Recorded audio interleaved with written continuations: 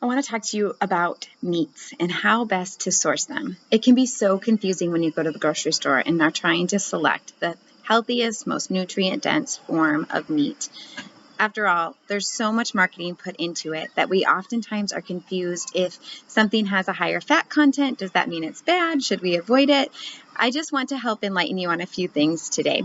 So first of all, when we look at studies that have been done on meats, let's take, for instance, red meats.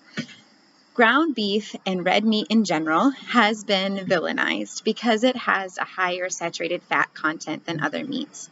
So in years past, when the fat agenda was really pushed down on us from the FDA, we were told that foods high in saturated fats are going to make us fat and clog our arteries.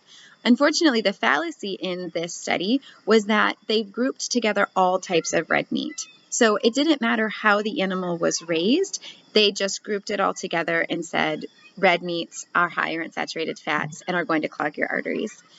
But what we actually know now from a result of better studies being done that really take a look at conventional raised meat versus meat that's raised the way that it's supposed to, the way that it was designed to for a healthy animal, is that when the animal itself was healthy, we actually don't have as much of that harmful saturated fat. So saturated fat is not all created equal. The reason for this is if it is from a healthy source, it's going to be able to nourish our body and our cells. If, however, the animal was not treated well throughout its life, then we're going to see issues with the end result, the meat that ends up on our plate. So let's talk for a minute about how beef is raised in the conventional setting, as I mentioned before. So conventional beef is oftentimes raised in confinement in a very large barn with a feedlot type organization.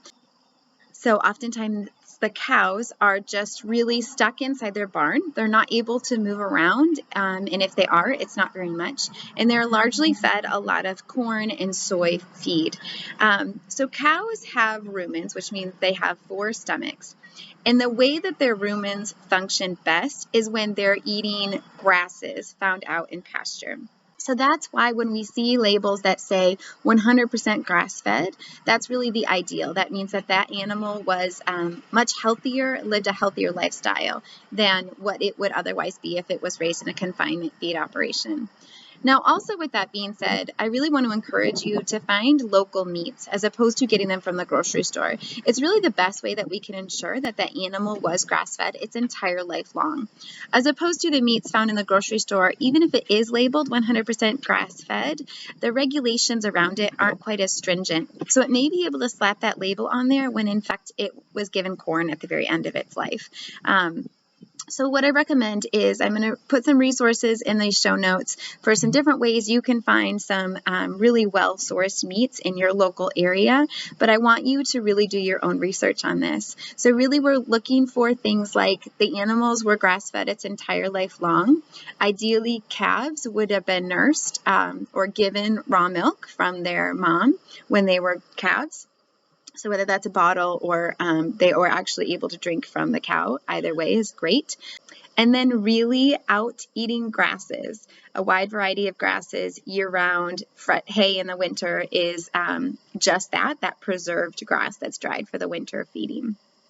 Now let's talk a minute about pigs.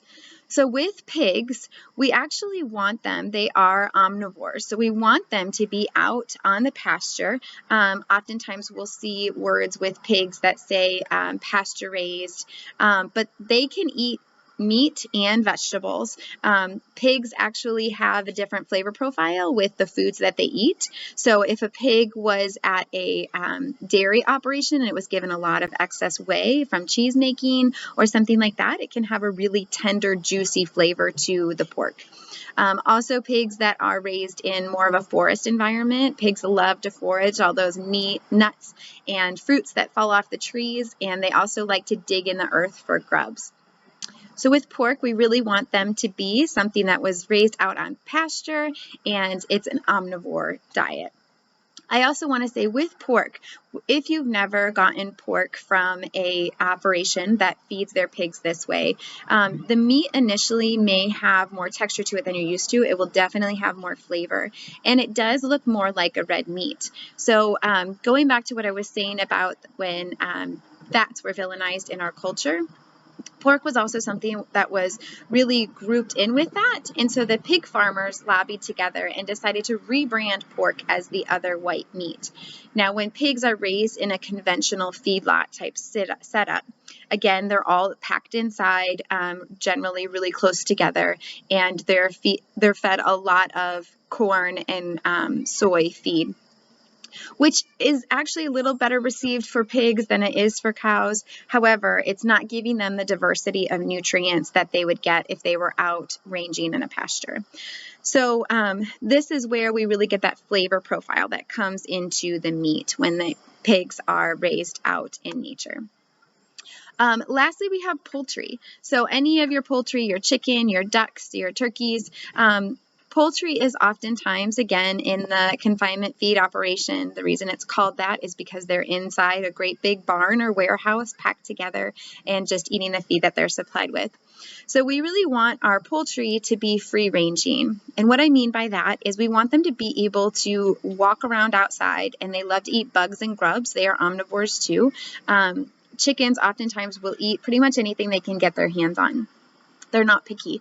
So really having them, sometimes you'll see farms that just let chickens go wherever they want. And then other times you'll see these big rectangular chicken tractors that are short and close to the ground. And then the farmer can move it as it needs to be every couple days or a couple times a week, depending on how big of an area the chickens are allowed to forage in.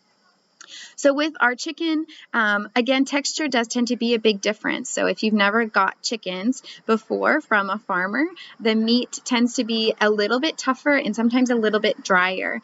Not so much so that you're going to think it's more like a turkey, but enough where you might notice a difference there. So that difference is that it actually has muscles it's been using in its life. I find that oftentimes when we start buying chicken from a farmer, that we actually grow to see how slimy and not really held together the chicken breasts are that we get at the grocery store. Some grocery stores are better than others, but you will start to notice a difference with that too. So again, things you want to ask your farmer when they're raising chickens for you is if you have a soy or corn issue or intolerance, ask the farmer what kind of feed that they're giving the chickens. Although chickens are best to be free ranged, we oftentimes do still need to supplement with feed. And part of their issue is because with chickens, they have adjusted so much to this confinement domesticated environment that they generally can't live their whole life without any feed at all. So ask about what type of feed. Oftentimes they'll say things like you may have feed that's non-GMO, but perhaps they can't certify that it's not organic. A lot of times what's going on there is a farmer actually, in order to raise their fields and say that they're certified organic, has to go through this 7-year period where they have to prove that they're not spraying or using anything that would go against the organic certifications. So in that 7-year period of time, they can sell their grains as non-GMO, but they can't sell it as organic. And that means that the meat that is eating, the animals that is eating this feed cannot be sold as organic meat, which means that us, the consumer, get to benefit from that by not paying organic prices, but still reaping a lot of the benefits as if that animal was fed organic grains. Lastly, circling back to what I mentioned before about fats. So when I talked about fats before, I want you to think about how fat storage in an animal is really where our toxins get stored. So when we look at what our liver is doing, it's oftentimes trying to filter things out of our body. However, when we're constantly inundated with toxins, our fat storage goes to our adipose tissue or our fat tissue. So it gets stored there. All of these delicious cuts of meat are really going to have that concentrated toxin storage in the fats of those delicious meats. So the best meats that we can buy is really going to be beneficial for our overall health. It's important that what you eat was healthy so that it can give you the nutrient density that your body needs to be healthy.